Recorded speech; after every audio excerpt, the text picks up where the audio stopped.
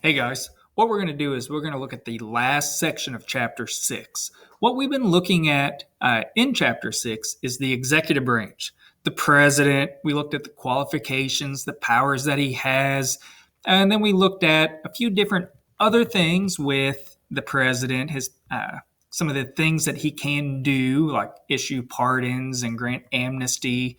And we looked at informal powers. That's where we left off. What we're going to look at today is the president's administration.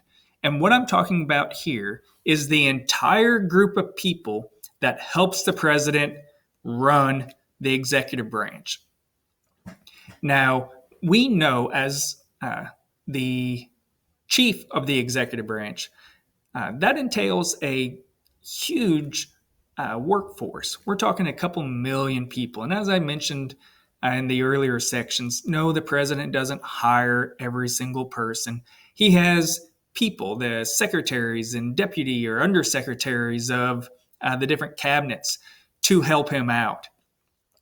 But we have this inner circle, this small group that helps him carry out all his responsibilities. And at the top, we have what we call the Executive Office of the President, the EOP, Executive Office of the President. And what that is, it is a small group of people, small, relatively speaking, group of people who help the president out. This includes the White House staff, members of the National Security Council, the Council of Economic Advisors, different parts within the cabinet.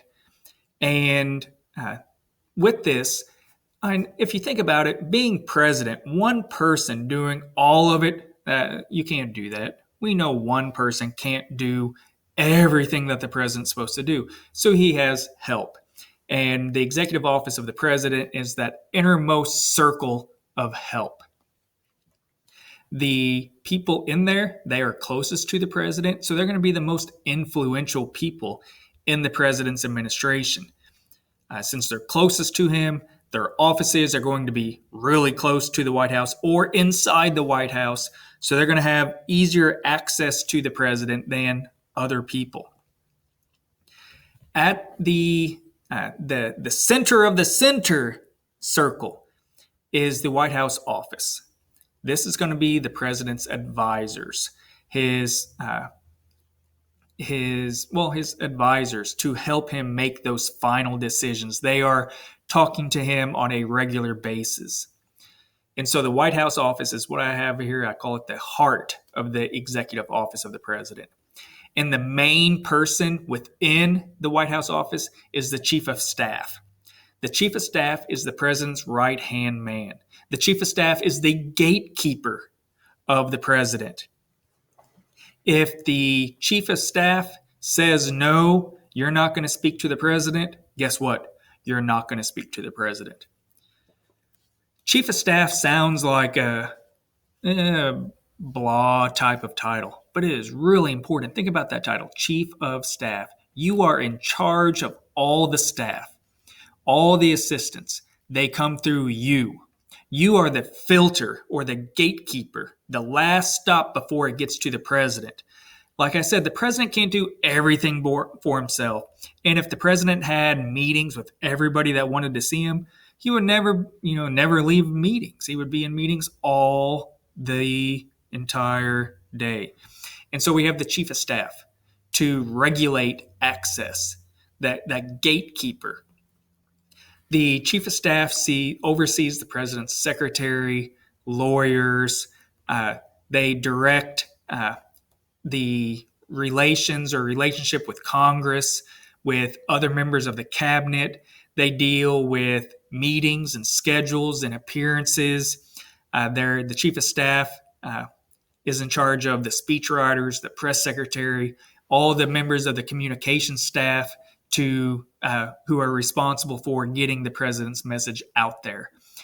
And like I said, it goes through the chief of staff before it gets to the president, because the president just can't do everything. And so the chief of staff is that filter for the president. Very influential. A lot of people don't know who the chief of staff ever are, but they are that influential. Think about it. If that person doesn't want a stack of papers or a study to be given to the president, guess what? The president's never going to see it. Look at this chart, and you can pause it for a minute and take a look. But this just shows you everybody that answers to the chief of staff. Like I said, go on and pause it, and then whenever you're ready, you can start this back up. Other members or other parts of the executive office is the National Security Council. The National Security Council is exactly what you think it's going to mean. They handle national security. They coordinate national security with the military, with intelligence officials like the CIA and the NSA. They deal with other nations. And the National Security Advisor is the head of the National Security Council. We also have the Council of Economic Advisors, and they help the president. They advise the president on, guess, the economy. So they help the president. They say, hey, things are looking strong or things are looking weak, or if this happens, then we're going to have to change some other things. The Council of Economic Advisors has 3 members. They're nominated by the president, confirmed by the Senate.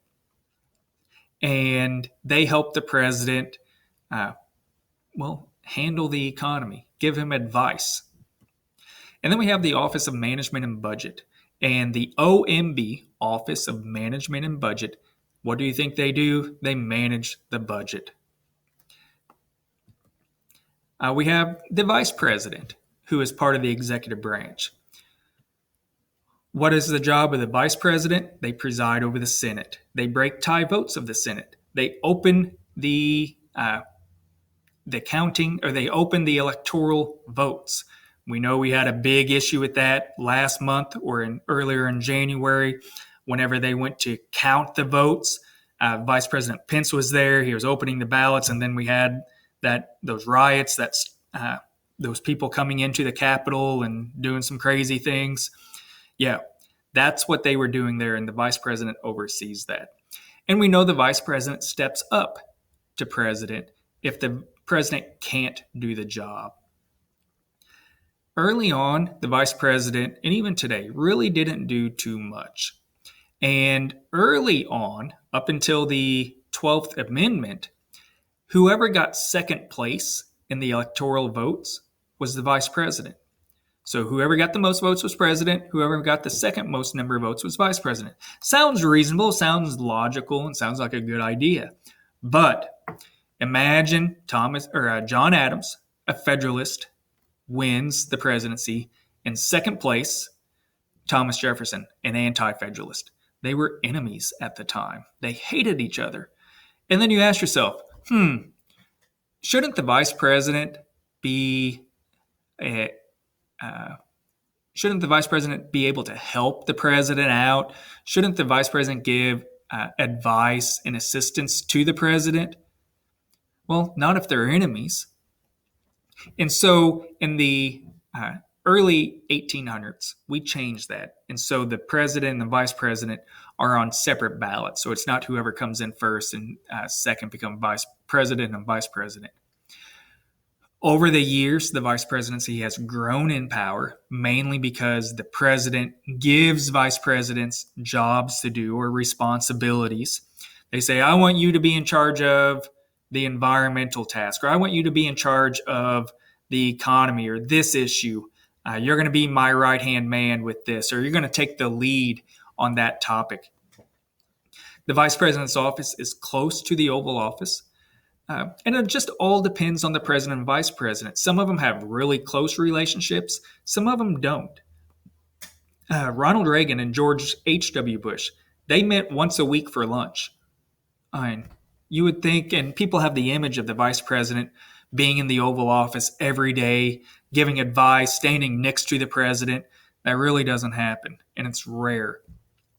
But it just all depends. The vice president can be more powerful, can be more outspoken if the president says so.